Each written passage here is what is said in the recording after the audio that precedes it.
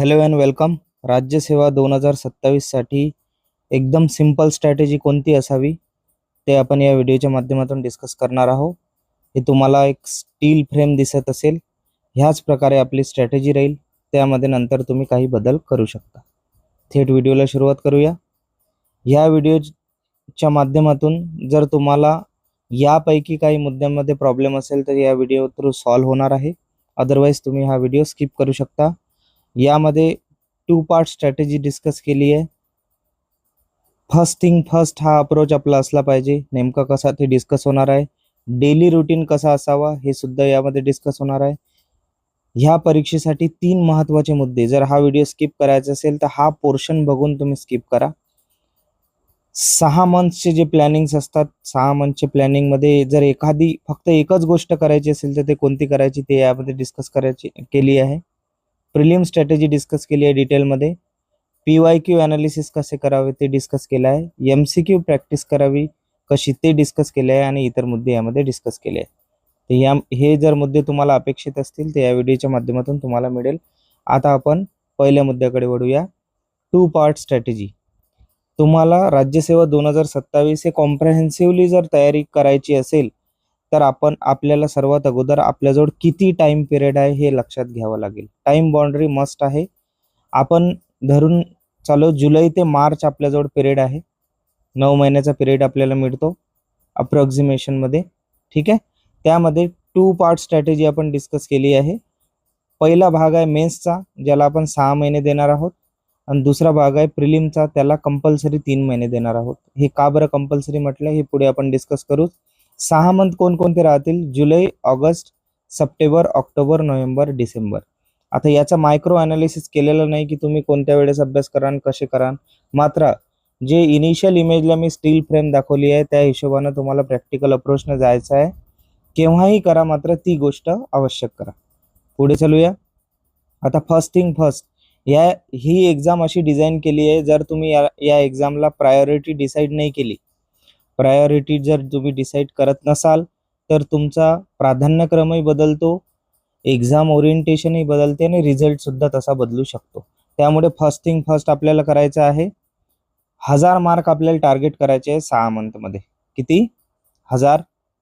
आणि ह्या ज्या 2 गोष्टी आहे ह्या सायमल्टेनियसली कव्हर होऊ शकतात. मात्र हा सर्वात क्रुशियल फॅक्टर आहे की 500 मार्क तुम्हाला कव्हर करायचा आहे ऑप्शनलमधून या 6 महिन्यात. तर तुम्हाला ऑप्शनल कोणता डिसाईड करायचा आहे, त्यामध्ये आपल्याला अभिरुची आहे का, आतापर्यंत तो अभ्यासला आहे का आपण, किंवा काही एक्सपेरिमेंट तुम्ही या 2 महिन्यात करू शकता.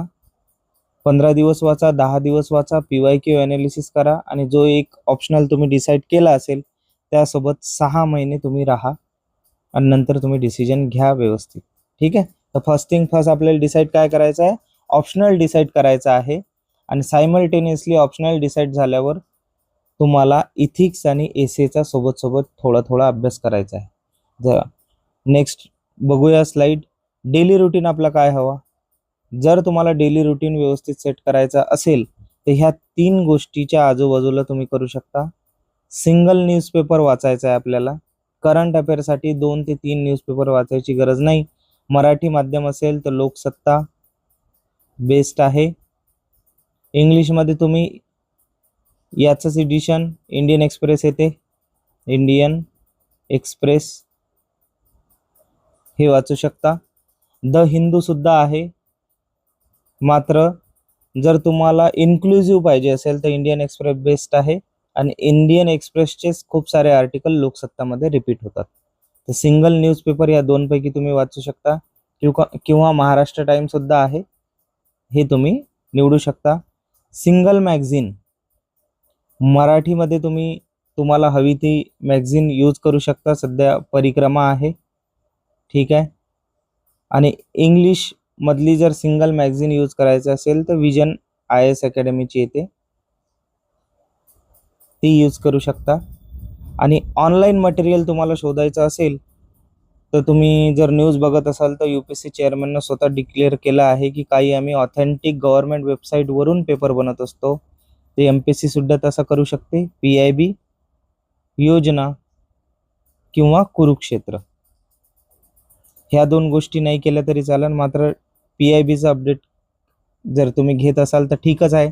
जर हा सोर्स तुम्ही जर कटही केला आणि काही जे ऑनलाईन व्हिडिओज बनवतात, खूप क्वालिटी व्हिडिओज बनवतात लोक, ते तुम्ही फॉलो करू शकता. मात्र ह्या 2 गोष्टी फॉलो करा. जर हेही होत नसेल तर सिंगल न्यूजपेपर डेली ठेवा आणि सिंगल मॅगझिन मंथच्या शेवटी 5-6 दिवस तुम्ही देऊ शकता. हा झाला आपला डेली रुटीन मधला एक पोर्शन. आणि दुसऱ्या सोबत आपल्याला घेऊन काय चालायचं आहे, ऑप्शनल. ठीक आहे, पुढे चलूया. आता मोस्ट इम्पॉर्टंट स्ट्रॅटेजी, जे मी व्हिडिओच्या सुरुवातीला म्हटलं होतं की हा पोर्शन तुम्ही स्किप करू नका, ही स्ट्रॅटेजी तुम्हाला कोणीच सांगणार नाही. सर्वात अगोदर तुम्ही या 6 महिन्यात जी गोष्ट वाचणार आहात ती गोष्ट विस्तृत वाचा.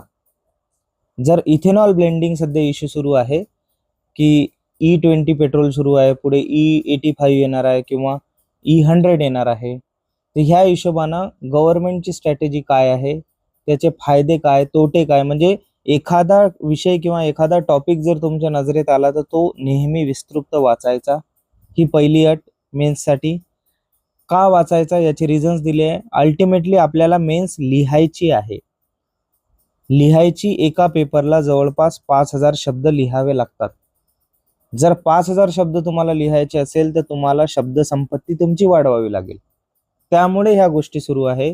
दुसरी गोष्ट जी आपण डिस्कस केलं होतं, इथिक्स आणि एसेच्या संदर्भात खूप सारे विषय असे आहेत जे न्यूजपेपरच्या माध्यमातून टॅकल होतात. जसं सध्या AI वर जास्त फोकस आहे, AI रिलेटेड एसे येतात.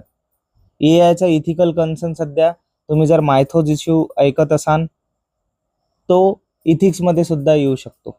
त्यामुळे न्यूजपेपर तुमचा मस्ट असावा. शब्दसंपत्तीसाठी इम्पॉर्टंट आहे. त्यानंतर अल्टिमेटली तुम्हाला कंटेंट लिहायचं आहे. तिथं ग्रॅमॅटिकल मिस्टेक चालतात, सर्व चालेल, मात्र काही कंटेंट लिहावं लागेल ना तुम्हाला, त्याबद्दल काही माहिती लागेल. चौथी गोष्ट, इंटरलिंकिंग अप्रोच डेव्हलपमेंट करावा लागेल. आपल्या पुस्तकासारखं नाही की एखाद्या पुस्तकातली एखादी ओळ उचलून ते एखादा प्रश्न विचारेल आणि तुम्हाला त्याच पठडीत लिहावं लागेल. खूप सारे टॉपिक्स, 3-4 टॉपिक्स जोडून ते प्रश्न बनवत असतात. तर आपल्याला इंटरलिंकिंग अप्रोच डेव्हलप करायचा आहे. आणि शेवटी सिलेबसची जे सुसंगत कंटेंट आहे ते आपल्याला शोधायचं आहे. अल्टिमेट ती एक स्किल असते शोधायची, जे तुम्ही सिलेबसची कंटेंट जे सुसंगत आहे ते शोधणार. म्हणजेच आपल्याला पहिला भर द्यायचा आहे विस्तृत वाचनाला. Subjective reading is must.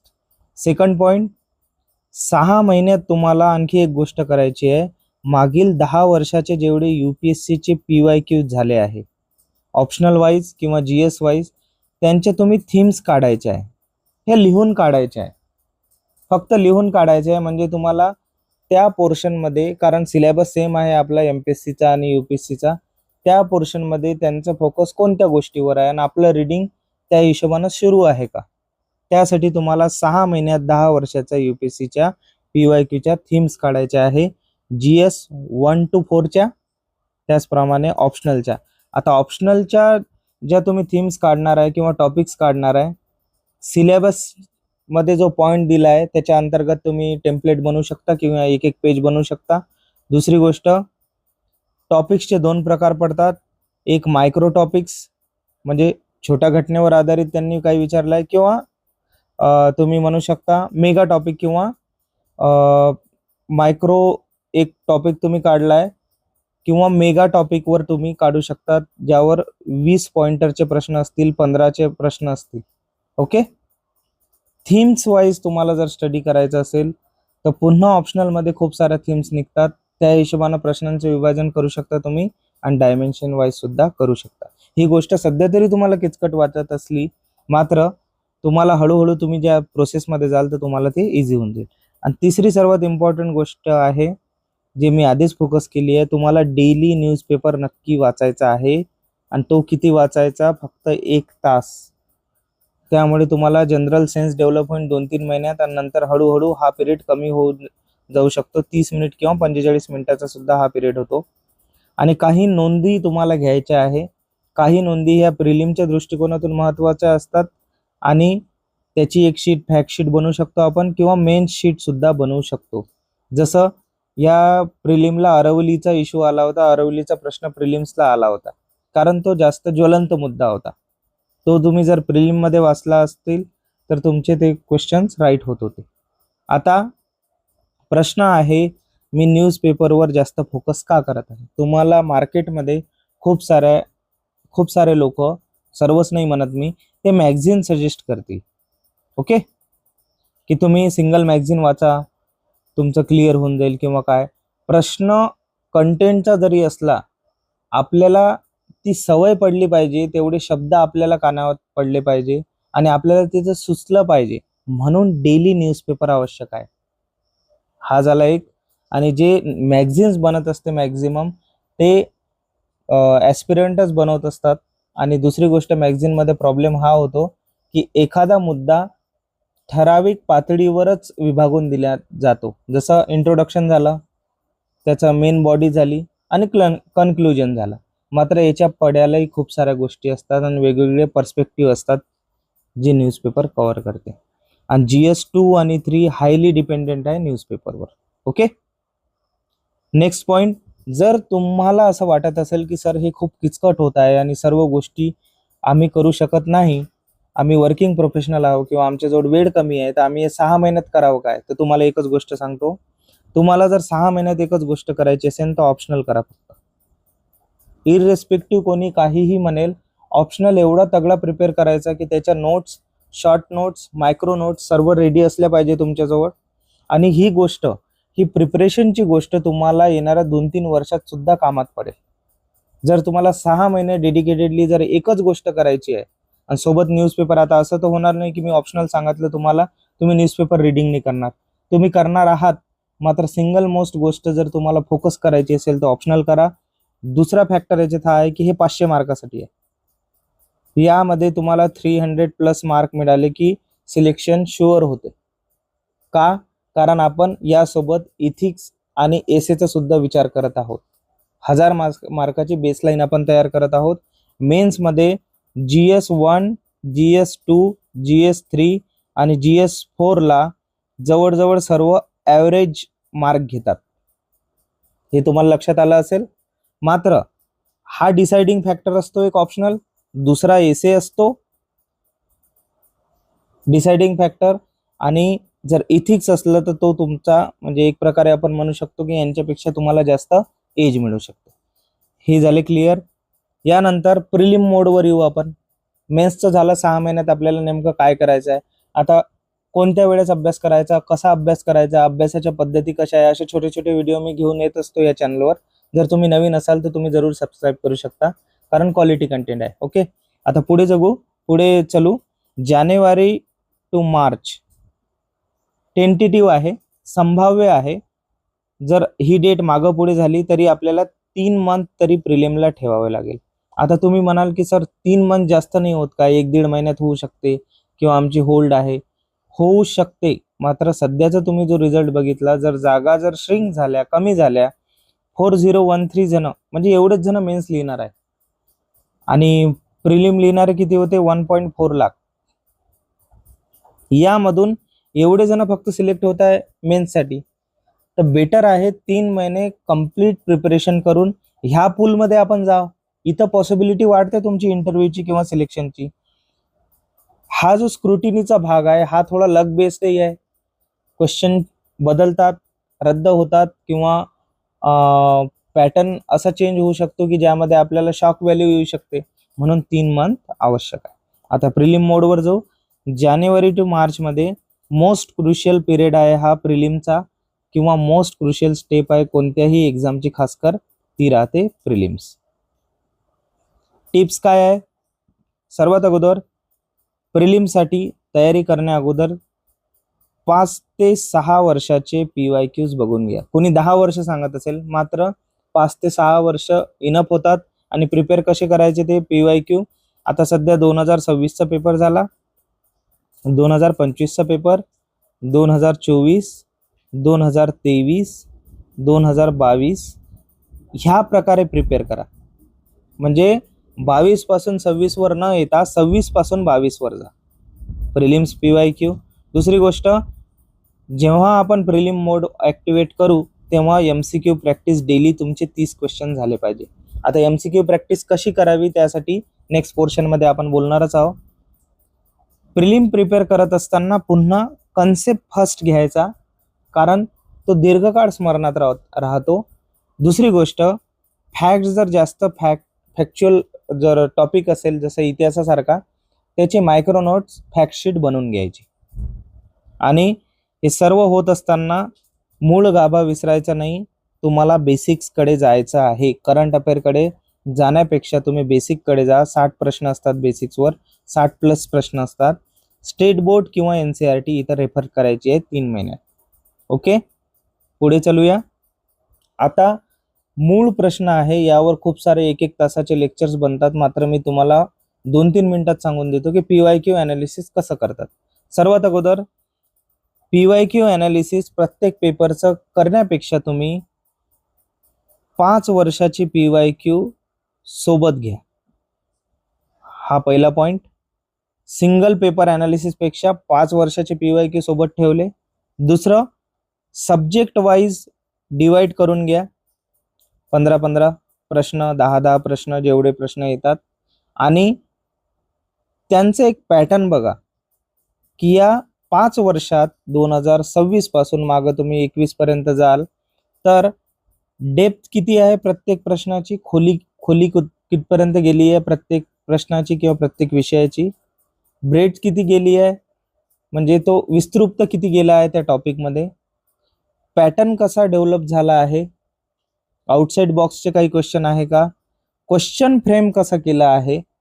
नेमकं जोड्या लावत असताना समजा आता तुम्ही सायन्सचा एक प्रश्न घेतला, जीवनसत्वावर प्रश्न होता. आधी प्रश्न विचारण्याची पद्धत कशी होती, खालीलपैकी कोणते जीवनसत्व पाण्यात विरघळतात, अ ब ब क ड ह्या टाईप होतं. मात्र आता ते प्रत्यक्षात जीवनसत्व अ, जीवनसत्व ब, दुसरी लाईन जीवनसत्व क, म्हणजेच तुमचा टाइम फ्रेम वाढवत आहे ते लोक, किंवा तुमच्या शब्दांशी खेळू शकतात. हे झाले टाइम फ्रेमिंग. लँग्वेज कशी आहे, काही अवघड शब्द त्यामध्ये आहे काय, काही सिंपल आहे काय, ट्रॅप्स कोणते सेट करतात हे बघायचे. आणि डायमेन्शन्स बघायचे. समजा महाजन पदावर एखादा प्रश्न आहे, एखाद्या वर्षी महाजन पदावर प्रश्न आला की किंग्स कोणते आहे, दुसऱ्या वर्षी येऊ शकते 16 महाजन पदात गणराज्य कोणते होते, तिसऱ्या वर्षी येऊ शकते त्या महाजन पदाच्या पिरियडमध्ये गौतम बुद्ध होते, यांचे समकालीन कोण आहेत. म्हणजे टॉपिक एकच मात्र डायमेन्शन खूप सारे. हे झाली दुसरा पॉइंट. तिसरा, consistent topic list. Consistent topic list म्हणजे फ्रिक्वेंटली आज जे क्वेश्चन असतात, रिपीटेडली त्या थीमवर क्वेश्चन राहणार म्हणजे राहणार. म्हणजे इकॉनॉमिक्स जर तुम्ही घेतला, पॉवर्टीवर प्रश्न राहणार म्हणजे राहणार, अनएम्प्लॉयमेंटवर प्रश्न राहणार म्हणजे राहणार. तर असे टॉपिक थोडे विस्तृत अभ्यासायचे. जसं आजचा या पेपरचा जर अनुभव घेतला तर पॉवर्टी लाईन डिक्लेअर केली होती वर्ल्ड बँकनं. ओके, मात्र भारतात कोण पॉवर्टी लाईन म्हणजे कोणती पॉवर्टी लाईन आहे, तेंडुलकर कमिटी. तेंडुलकर कमिटीवर डीप जाऊन त्यांनी 2 प्रश्न विचारले एकाच प्रिलिम मध्ये. आता तुम्हाला समजलं की फ्रिक्वेंटली आज टॉपिकवर किती डीप जायचं असते. तर याची एक लिस्ट बनवून घ्या A4 शीट पेपरवर की हे टॉपिक्स 5-6 वर्षात रिपीट झाले आहे आणि चान्सेस आहे येण्याचे. निश्चितच त्यापैकी तुमचंही तेवढं सेन्स डेव्हलप झालं असेल की 20-30 क्वेश्चन्स येतात. त्यानंतर मायक्रो नोट्स. नोट्स खूप इम्पॉर्टंट आहे. नोट्स बनवा कशासाठी, रिव्हिजनसाठी. ओके, आता रिव्हिजन कसं करणार, काय करणार, सायंटिफिक वेनं मी एखादा व्हिडिओ बनवून दिल्यावर. यानंतर पुन्हा बेसिक हीच आहे प्रिलिमची की. पुन्हा पुन्हा स्ट्रेस करत आहे, तुम्ही करंट अफेअरवर जाऊ नका, फक्त बेसिक प्रिपेअर करायचं. MCQ प्रॅक्टिस कशी करायची नेमकी. खूप सारे जण म्हणतात MCQ प्रॅक्टिस करा, क्लास नोट्स लावा किंवा नोट्स तुम्ही आणून स्वतः लावा. कशी करायची हे आपण डिस्कस करू. सर्वात अगोदर MCQ चे 2 टाईप पडतात. कॉम्प्रेहेन्सिव्ह MCQ तुम्ही सिरीज सोडवणार आहे की सेक्शनल. प्रिलिमसाठी इनिशियल लेवलवर जेव्हा सुरुवातीला एखादा विषय घेता त्याच्या सेक्शनल टेस्ट सॉल्व करा. पहिला पॉइंट, कमीत कमी 3 ते 5 सेक्शनल टेस्ट तुम्ही सॉल्व करायला हव्या. ते चॅप्टर्स वाईज असतील. जसा इकॉनॉमिक्स हा चॅप्टर घेतला, इकॉनॉमिक्स हा सब्जेक्ट घेतला, पहिलं GDP GNP वर एक टेस्ट असेल, इत्थंभूत माहिती त्यामध्ये असतील. दुसरं अनएम्प्लॉयमेंट आणि पॉवर्टीवर असेल. असं हळूहळू वाढत जात 3 ते 5 सेक्शनल टेस्ट कंपल्सरी द्यायचे आहे. आणि हे कोणकोणत्या विषयाच्या द्यायच्या आहे मॅक्झिमम, ह्या विषयाच्या, इकॉनॉमिक्स, पॉलिटी, जिओग्राफी आणि हिस्ट्री. रिझन काय आहे? रिझन हे आहे की आपण 6 महिने ॲडव्हान्स स्टडी केला आहे, थोडं डेप्थमध्ये केला आहे, म्हणून प्रिलिम करत असताना काही मूळ मुद्दे आपल्या स्मरणातून विसरले जातात किंवा त्याकडे लक्ष जात नाही. त्यामुळे सेक्शनल टेस्ट आवश्यक आहे. आणि सेक्शनल टेस्ट सॉल्व केल्याबरोबर एखाद्या, आता आजचा दिवस आहे, सेक्शनल टेस्ट सॉल्व केली तुम्ही, 50 क्वेश्चन सॉल्व केले, त्याला 2 ते 3 तास द्या. कशासाठी? तुमचे कच्चे दुवे शोधण्यासाठी, की नेमकं तुम्ही कुठं चुकले आहात. वीक पॉइंट्स तुम्हाला जिथं सापडले, जो MCQ चुकला, त्याच्या नोट्स बनवून ठेवा, तुमच्या ह्या कामात येईल. ओके, पुढे चलूया. आता तुम्ही म्हणाल सर कन्सेप्ट करायचं की फॅक्ट? मी सांगतो बॅलन्स करायचं. बॅलन्स कसं करायचं? प्रिफरन्स द्यायचं असेल तर कन्सेप्टला द्या, त्यानंतर फॅक्टला द्या, कारण फॅक्ट विसरले जातात. फॅक्ट शीट तयार करून ठेवा किंवा एखाद्या रजिस्टरमध्ये लिहून ठेवा, ते रिपीटेडली रिव्हिजन करा. कन्सेप्ट, अंडरस्टँडिंग आणि कॉम्प्रहेन्शन ह्या गोष्टीवर जास्त फोकस करायचा आहे तुम्हाला. एखादी गोष्ट मुळात जाणून घेऊन, लँग्वेजवर कमांड आणून, व्यवस्थित एक एक शब्द वाचून प्रिलिम क्लिअर होत असते. त्यानंतर फॅक्ट जर तयार करायचे असेल तर बुलेट पॉईंटमध्ये तुम्ही तयार करू शकता, चार्ट फॉर्मॅटमध्ये करू शकता, किंवा ऑनलाईन तयार करत असेल तर इमेजच्या माध्यमातून तुम्ही जपून ठेवू शकता लॉंग टर्म मेमरीसाठी. पुढच्या मुद्द्याकडे वळूया. प्रिलिमचं सिलेक्शन कशावर डिपेंड आहे? तुम्ही कोणालाही विचारा, टॉपर्सला विचारा किंवा कोणाचंही सजेशन घ्या, रिव्हिजन शिवाय प्रिलिम्स निघणार नाही. प्रिलिम हा फक्त नॉलेजचा गेम नाही, इन्फॉर्मेशनचा गेम नाही. तुम्हाला तिथे ती माहिती ओळखता यायला हवी आणि नेमकी तीच माहिती ओळखता यायला हवी. आता रिव्हिजनसाठी कमीत कमी किती दिवस द्यायचे आहे? 15. म्हणजेच आपण 3 महिने प्रिलिम्सला दिले आहेत. 3 महिन्यापैकी 2 महिने तुम्ही कंटेंट रीड करा, टेस्ट सिरीज सॉल्व करा, सर्व करा. मात्र 1 महिना, जास्तीत जास्त 1 महिना किंवा हा 2.5 महिना घ्या तुम्ही 3 मंथमध्ये, की 2.5 महिन्यात आपल्याला कंटेंट प्रिलिमचं पूर्ण कन्झ्युम करायचं आहे. मात्र 15 दिवस फक्त तुमच्या टेस्ट रिवाईज करा. 15 दिवसात काय रिव्हिजन करायचं आहे? 15 दिवसात रिव्हिजन काय करायचं आहे आपल्याला? सर्वात अगोदर ज्या टेस्टच्या मिस्टेक्स होत्या त्या रिवाईज करायच्या. आपण काही नोट्स बनवले असतील ते रिवाईज करायचे.